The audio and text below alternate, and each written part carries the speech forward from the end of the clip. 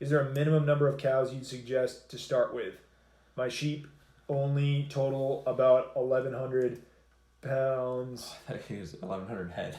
1,100 Pound. body weight. So like the whole 20 So you have about 20 acres of hay or animal units. Animal units. So 1.1 So animal 1.1 animal units. I think that's what you're talking about. Yeah. Southern Ohio, so kind of similar.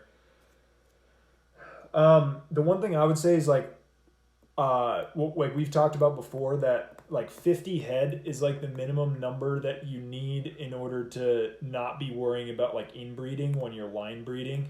So But that's if you have 20 acres though. Yeah, in this scenario that would not work. But like if you're just talking about the minimum number you should suggest to start with, like I don't know, I would try to get my hands on like slightly more than 50 if I was doing it for production. Yeah, I would say you can start with less. Oh yeah. But it's going to take a lot longer. And we've talked about this in other live streams. Yep. We've gone in deep detail about how line to start. breeding and all that kind of stuff.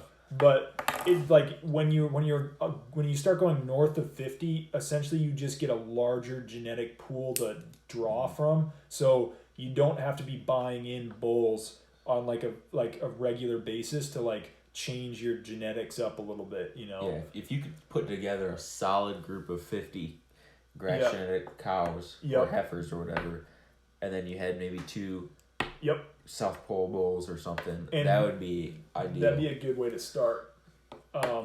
It's small enough that you could probably afford it, even if, well, it's a good chunk of money. That's a good chunk of money, but it's not like, 300 head. Yeah, we're not talking it's like big enough that you can start growing quicker and start turning a profit quicker. Yep.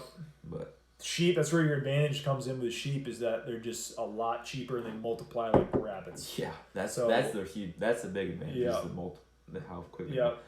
A ewe can be born in May, and the following May can give you a lamb, and then the following May can give you twins. So in 2 years, she's quadrupled her own